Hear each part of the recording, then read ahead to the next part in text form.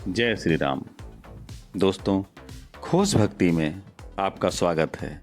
खोज भक्ति आज जो प्रसंग लेकर के आया है वो बहुत ही लाजवाब और बहुत ही ज़बरदस्त, बहुत ही सुंदर प्रसंग है, जिसका नाम है भगवान दूर हैं ही नहीं। दोस्तों, कल क्या होगा इसका चिंतन मत किया करो। ऐसा होने में बाधा आने पर प्रेम से प्रभु की शरण हो जाओ और पुकारो, मेरे नाथ, मेरे प्रभु। शरणागत भक्त की चिंता आप ही करते हैं। ऐसा कहकर प्रभु चिंतन में लग जाओ, चिंता दूर हो जाएगी। करके देख लो, प्रभु भक्तों का भला तो होता ही है। यदि भगवत अपराधी भी हो तो भी प्रभु कृपा से उसका भी भला हो सकता है। प्रभु शरणागति और भगवान नाम से उसका भला हो सकता है। अजगर योनि, भूत योनि एवं राक्षस योन प्रभु का स्मरण कर ही नहीं सकते। इनका कल्याण प्रभु का नाम सुनने से और भगवत कथा में जाने से स्वतः हो जाता है। दोस्तों, भगवान की लीला में आने से भी कल्याण हो जाता है। दोस्तों, पुण्य तो कर्मों का फल है, इसी प्रकार पाप भी कर्मों का फल है। अधर्म को भी कर्मों का फल ही मानो। कर्मों का फल भगवान देते हैं, कर्मों का फल भोगना पड़ेगा।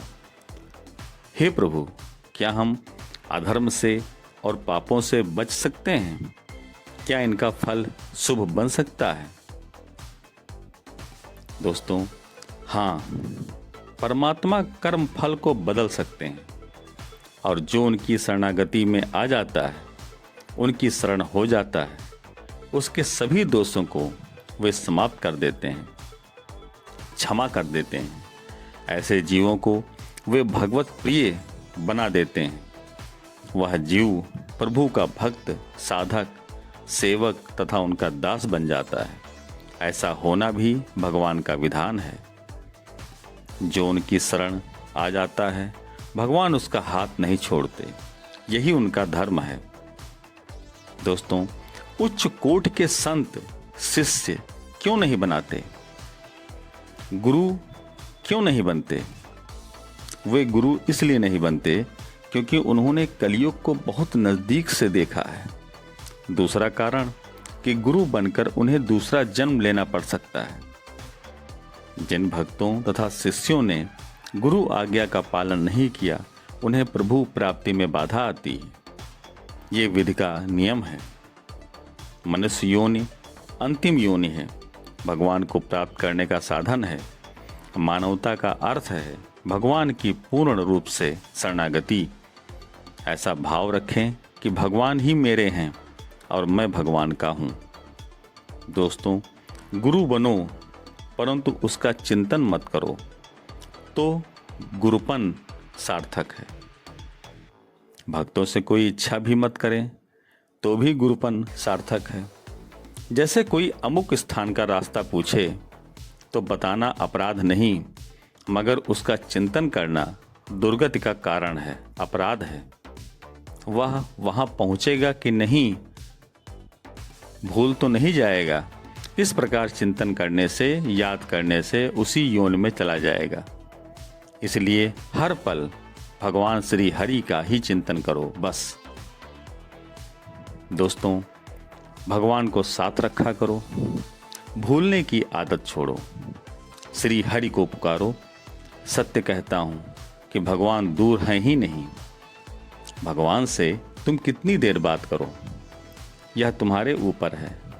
उसकी गिनती नहीं होती और ना ही करनी चाहिए। प्रेम में समय कैसा, समय बड़ा है या प्रेम? प्रभु आ जाएं तो उन्हीं में खो जाओ। भगवान स्वयं कहे हैं कि अच्छा बेटा, अब आराम करो तो करो, भगवान की आज्ञा को मानो। लोग तुम्हें पागल बताएं तो बताने दो, परंतु तुम प्रभु का चिंतन मत छोड़ना।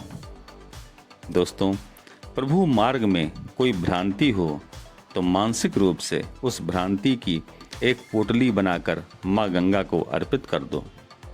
सत्य कहता हूँ, फिर भ्रांति होगी ही नहीं। प्रभु भक्ति में बाधा आएगी ही नहीं। सत्य का रास्ता मिलेगा। सत्य तुमसे दूर नहीं। शांति स्वरूप आत्मा में प्रभु के दर्शन होंगे। कैसा है प्रभु का स्वरूप? आत्मज्ञान ही प्रभु का स्वरूप है। दोस्तों, जीव को अपने कल्याण के लिए भगवान का आधार लेना पड़ता है। आधार शरणागति को कहते हैं। शरणागति कैसे हो? या तो आत्मपरायण होने या भगवत परायण होने से कल्याण की राह मिलती है। जीव, भक्त और साधक अपना कल्याण प्रभु की कृपा से करते हैं। साधक भक्त को भगवत परायण होना चाहिए। यह प्रभु कृपा से होता है। प्रेम ही सबसे बड़ा आधार है। प्रेम ही आत्मा है। प्रेम ही मुक्ति है। प्रेम ही मुक्ति का आधार है। प्रेम ही भगवान का स्वरूप है, आनंद है, प्रकाश है और स्वच्छ आत्मा स्वरूप है।